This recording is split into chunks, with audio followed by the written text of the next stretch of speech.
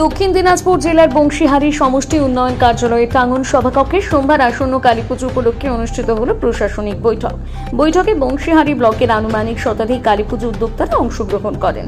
বৈঠকে বংশীহারি থানার আধিকারিকের পক্ষ থেকে আসন্ন কালীপুজো যেন শান্তি এবং নির্বিঘ্নে পালিত হয় সেই ব্যাপারে কালীপুজোর উদ্যোক্তাদের জানানো হয়। এর পাশাপাশি শব্দবাজি এবং ডিজে ব্যবহার না করার অনুরোধ করা হয়।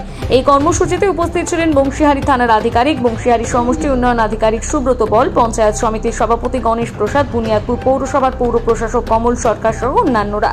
এই বিষয়ে পঞ্চায়েত সমিতির সভাপতি গণেশ প্রসাদ জানান, মূলত ছিল যেটা আমাদের যে বংশীহারি ব্লকের যে বিভিন্ন কালী পূজা বিভিন্ন ক্লাবের যেগুলো হয় সেটা আইসি সাহেবের ডাকা একটা পিস মিটিং ছিল।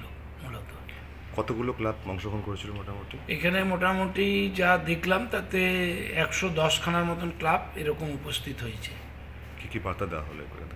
এনাদের এটাই বলা হলো যে আপনারা শান্তিপূর্ণভাবে যেভাবে আমরা শারদীয়া দুর্গাপূজাটা বংশীহারি ব্লকে করেছি ঠিক সেভাবেই যাতে কালী পুজোটা হয় সেটার দিকে আপনাদের নজর রাখতে হবে। মূলত আপনাদেরকে প্যান্ডেলে যেহেতু প্রশাসনের দিক দিয়ে দেখেন, পাশাপাশি ক্লাব কর্মকর্তাদেরও বলা হলো ওনারাও যাতে ক্লাবের কর্মকর্তারা ওই প্যান্ডেলের মধ্যে থাকেন এবং ডিজে এবং পটকার উপর একটা বলা হলো যে সেগুলো আপনারা সবাই মিলে আলোচনা করে যাতে বাজি বা পটকা এইসব অকারণে শব্দবাজি জিনিসগুলো না হয় সেটাকেও দেখে নিতে হবে।